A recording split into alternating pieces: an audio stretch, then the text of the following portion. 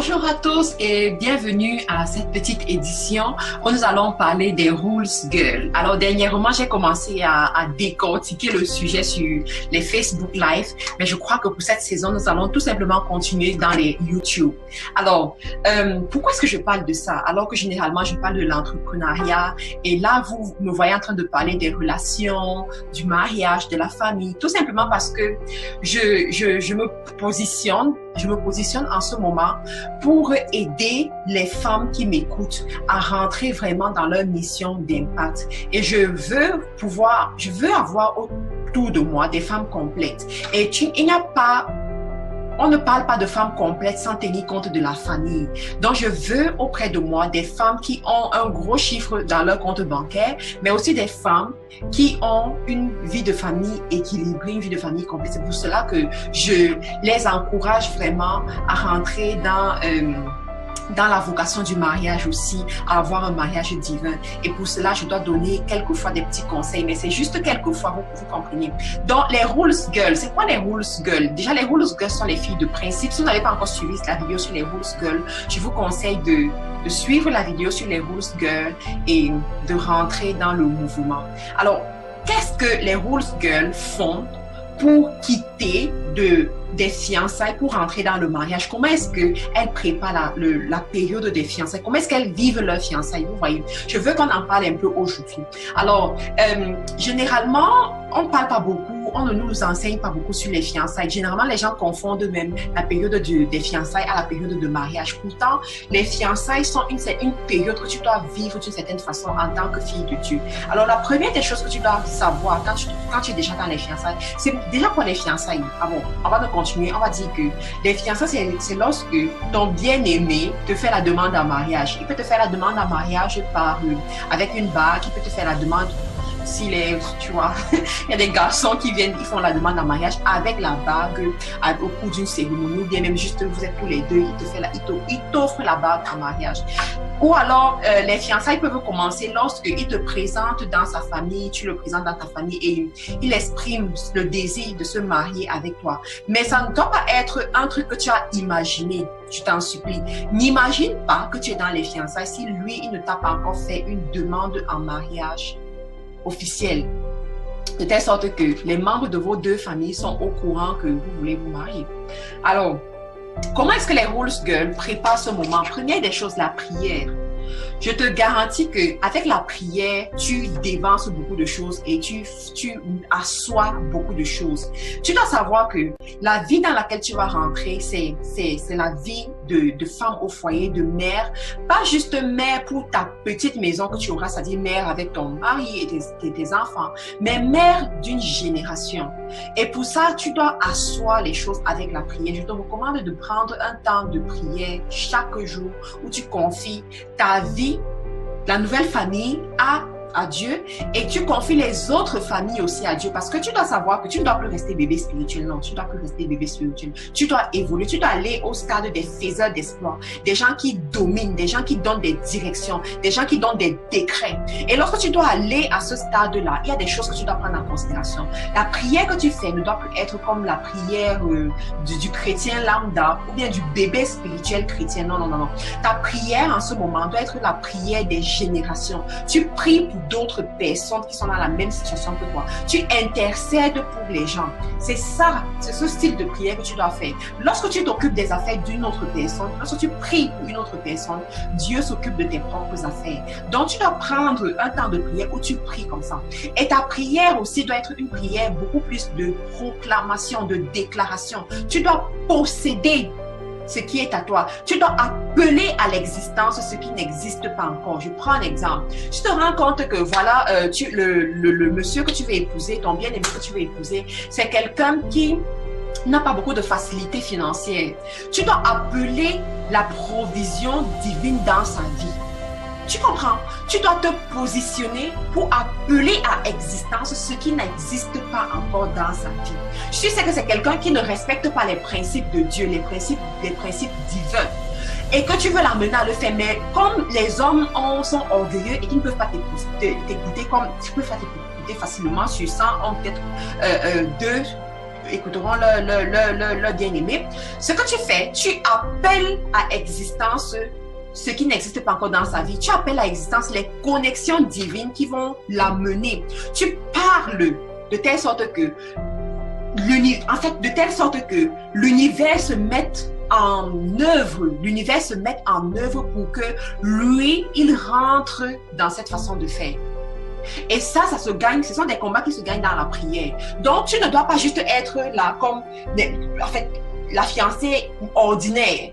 Tu es en champ de bataille. Tu es en champ de bataille et tu dois te lever pour prier, pour faire des proclamations sur ta vie de famille, proclamations sur les enfants que tu auras, proclamations sur les enfants que tu as déjà. Parce que j'ai dit ici que j'invite les femmes qui sont dans les familles monoparentales, c'est-à-dire les mamans seules, à se positionner aussi pour pouvoir vivre cette vocation du mariage, pour pouvoir vivre cette vocation de la famille, du mariage divin. C'est possible, mais pour ça, il faut que tu t'alignes comme tu veux. Donc, quand tu as déjà quelqu'un qui est là, tu dois prier pour votre famille, pour vos enfants, les enfants que vous aurez, les enfants que vous avez même déjà. Tu dois mettre ça dans la prière. Alors, la deuxième des choses, c'est quoi? C'est ton physique, ta préparation physique. Dans ta préparation physique, je vais aborder un domaine ici, le domaine des odeurs. Le domaine des odeurs. Tu dois savoir que lorsque tu vas rentrer dans ton mariage, vous serez tout le temps ensemble, ton mari et toi. Et tu n'as pas envie que quelque chose vous sépare ou bien vous soyez mal à l'aise. Et toi, la femme, tu dois te préparer. Même si lui vient avec des chaussettes qui sentent mauvais, même si lui vient avec des choses qui sentent, tu vois, des choses qui sentent mauvais et tout. Mais toi, il faut que lorsqu'il soit en ta présence, qu'il soit comme au paradis, tu vois, qu'il soit à l'aise. Alors, je vais aborder un peu le domaine des odeurs ici. Je ne suis pas spécialiste de la santé, je ne suis pas spécialiste des choses, mais je vais t'enseigner par rapport à mes expériences personnelles et par rapport à mes petites recherches aussi. Alors, au niveau des odeurs, tu dois savoir que les odeurs viennent à cause des microbes qui sont accumulés et généralement les endroits de nos corps qui ressortent des odeurs, c'est beaucoup plus les aisselles et les parties intimes. Alors, au niveau des aisselles, je veux que tu apprennes à te raser au moins 2 fois par semaine. Au moins 2 fois par semaine, te raser régulièrement et laver. Bon, moi, quand j'étais plus petite, on nous enseignait à laver les aisselles avec le citron. Donc, tu peux aussi utiliser ça. Et jusqu'à présent, pour moi, ça marche, quoi. Laver les aisselles avec le citron pour pouvoir toujours, pour ne pas accumuler les microbes qui vont ensuite, au contact de la sueur ou bien au contact de l'eau, vont provoquer les odeurs. Donc, il y a ça. Et tu dois aussi savoir utiliser les déodorants et les parfums. Une fille, ça fonctionne avec les déodorants et les parfums. Tu dois toujours avoir dans ton sac à main. C'est pour ça que tu ne peux pas te permettre d'avoir juste un petit sac à main comme ça. Tu dois avoir un sac fou, tu vois. Tu as ton déodorant et ton parfum dans ton sac. À chaque fois, tu dois te rafraîchir. Donc, ça doit devenir une habitude. Là, quand tu es dans les fiançailles, tu te prépares à des choses comme ça. Tu cultives des choses comme ça. Écoute, les gens diront ce qu'ils veulent, mais toi, tu sais ce que tu veux. Tu sais quel est le résultat que tu veux obtenir et tu restes concentré pour obtenir ce résultat-là. Donc, tu as ça. Alors, au niveau des parties intimes, tu dois savoir, tu dois acheter beaucoup de sous-vêtements si tu veux, beaucoup de sous-vêtements. Tu ne dois pas être en manque de sous-vêtements. Je le dis, vous savez, j'aime bien faire les choses pratiques, vraiment pratico-pratiques. Essayez de dire les choses comme elles sont. J'ai rencontré beaucoup de filles, et ça c'est valable pour celles qui sont en période de fiançailles ou pas. J'ai rencontré beaucoup de filles qui manquent de sous-vêtements des fois. Pas parce qu'elles n'ont pas assez d'argent, mais parce qu'elles ne savent pas gérer les choses comme il faut. Tu ne dois pas manquer de sous-vêtements dans ta maison. Tu dois avoir la possibilité d'avoir des choix et être capable de les changer même 2 fois par jour. Ou même plusieurs fois par jour. Tu dois ça. Utiliser aussi les panty liners. Panty liners, j'ai oublié, des petites serviettes là, que tu utilises même quand tu n'as pas tes menstrues. Donc, tu utilises des choses comme ça que tu changes 3 fois par jour ou 2 fois par jour. Tu changes régulièrement. Alors, je vais te donner un petit secret aussi par rapport aux odeurs. Un petit secret. Un petit secret. Alors, ce secret, c'est quoi? C'est que tu dois savoir faire ta toilette intime, tu vois. Ta toilette intime, ça se fait avec de l'eau chaude, pas bouillante, pas tiède aussi, mais pas brûlante, pas de telle sorte que ça va te brûler. Tu mets du sel à l'intérieur et tu t'assois dessus. tu t'assois dessus avant de prendre ta toilette normale, tu t'assois dessus et pendant quoi, peut-être 2 minutes ou 3 minutes et ensuite tu te lèves. Tu vas voir, lorsque tu vas le faire, il y a des déchets qui vont ressortir. C'est comme ça que tu te prépares en fait, tu te prépares et tu peux faire cette toilette intime quoi, une fois par mois, une fois tous les 2 mois ou bien 3 fois par mois, ça dépend.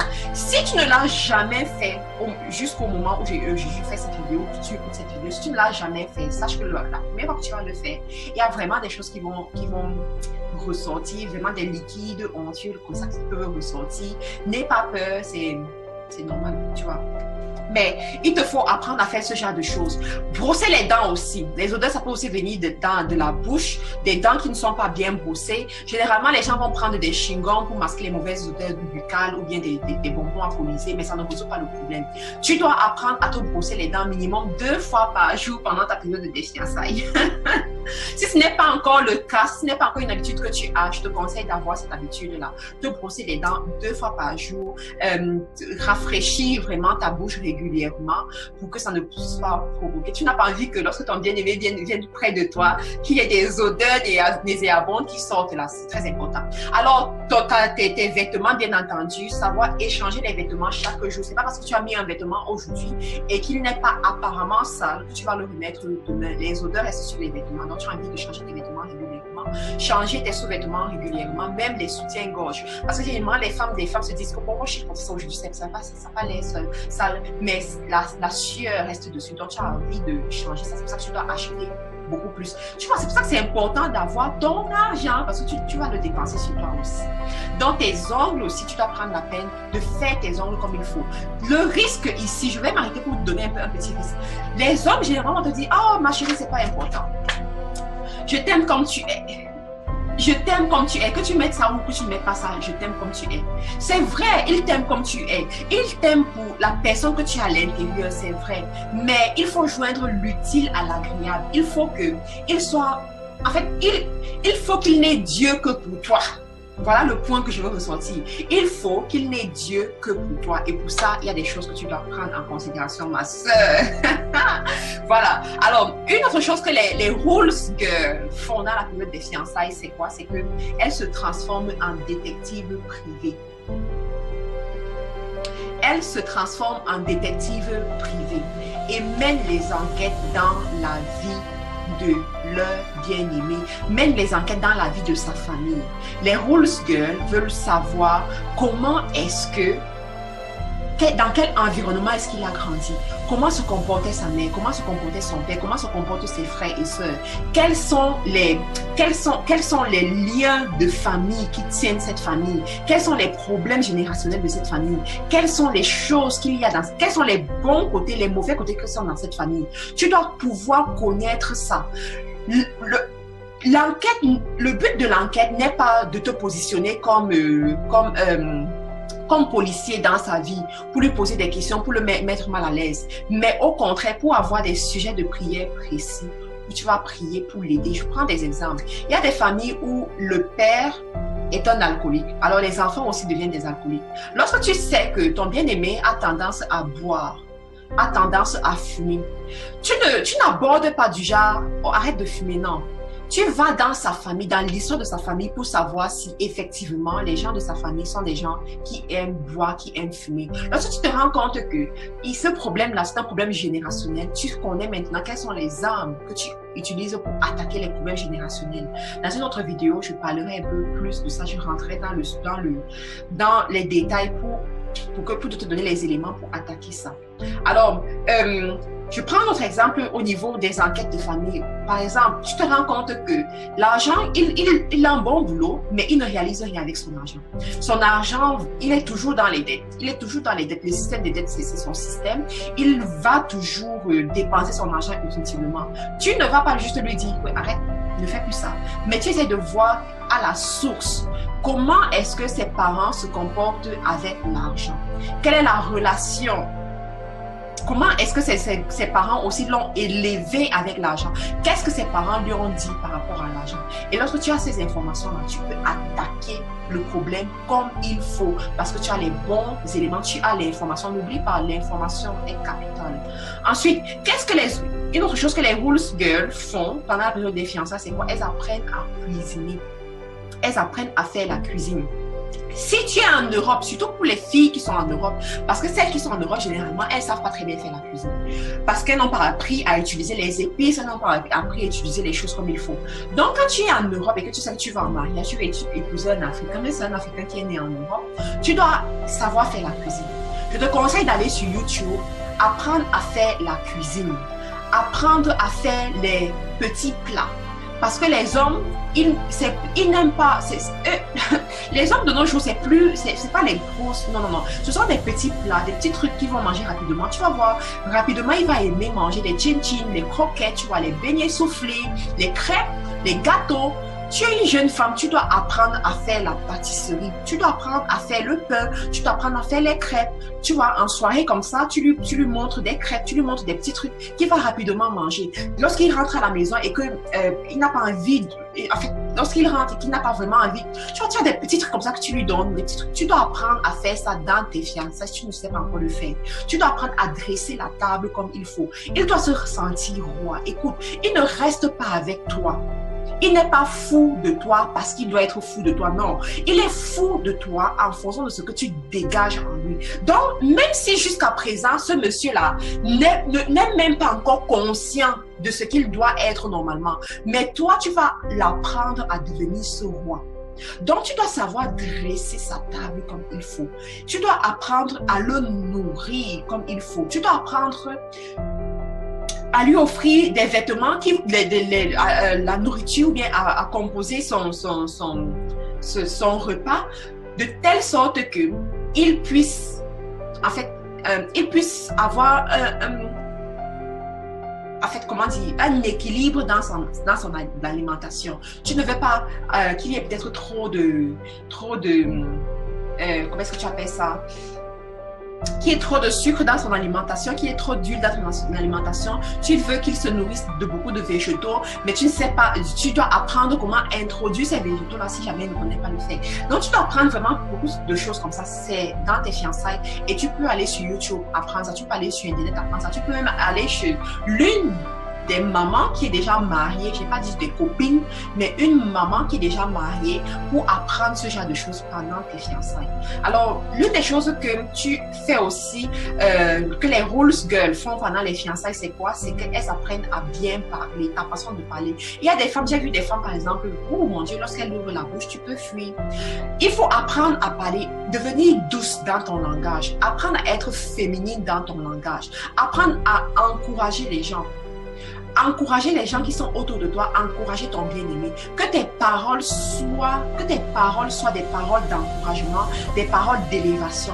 Que lorsqu'ils t'entendent parler, qu'ils se disent toujours waouh, waouh, waouh, waouh, waouh. Tu vois, tu dois apprendre à dire chérie, tu dois apprendre à dire mon chéri, mon bien-aimé, mon bébé. Tu vois, des petits trucs comme ça. Ça pimente un peu la relation. Alors, la dernière des choses qui est très importante que les rules girls doivent apprendre à faire, que les rules girls font pendant leur fiançailles ou bien pendant la période avant le mariage. Et je vais m'arrêter pour dire que si tu n'étais pas encore abonné à cette chaîne YouTube, je te prie de t'abonner à la chaîne YouTube. Les rules girls sont financièrement autonomes. Les rules girls mettent sur pied des systèmes. À l'exemple de la femme du Proverbe 31, tu dois être une femme économiquement puissante. Et ma soeur, ça s'apprend. Tu dois apprendre à avoir tes propres sources de revenus. Tu dois pouvoir t'offrir, faire ta coiffure toi-même, aller faire tes ongles toi-même, acheter ton sac toi-même, payer pour ta maison toi-même quand tu es encore célibataire. Parce que quand tu es marié, le loyer, c'est le mari qui s'en occupe. Donc, tu dois pouvoir le faire. Ton bien-aimé doit venir te trouver avec ton argent, si tu veux. Et pour ça, je t'invite vraiment à développer des systèmes. Je te propose de commencer par le commerce, de mettre sur pied une activité génératrice de revenus commerciale. Commencer à vendre quelque chose. Personnellement, qu'est-ce que je fais? J'ai mis sur pied des entreprises en ligne. J'ai développé 3 sources de revenus. Par exemple, je vends en ligne, je fais de la vente en gros en ligne des produits comme ça, ce sont des écouteurs que je te conseille à avoir parce que une rules girl utilise son temps à bon escient. C'est-à-dire que je commercialise des produits comme ça. Ce sont des écouteurs, Bluetooth avec lesquels tu peux écouter des enseignements, écouter de la musique et te balader partout. Donc, ce que je peux, les gens qui achètent ça, ou bien ce que moi-même je fais, tu connectes les écouteurs à ton téléphone Bluetooth et tu te balades partout dans la maison, bien dans la rue, sans avoir à toucher ton téléphone. Ton téléphone, il est dans ton sac et tu as juste tes écouteurs Bluetooth. Donc, je commercialise des choses comme ça. Je commercialise aussi des outils comme ça, des appareils pour faire la cuisine. Comme je vous l'ai dit, tu dois apprendre à faire la cuisine. Donc ça, ce sont des mixeurs sans fil et sans pile pour faire la cuisine. Tu vois, tu peux mixer les épices, de la viande, du lait, tu vois, des trucs de ce genre, sans fil et sans pile. Je commercialise comme ça et je te garantis que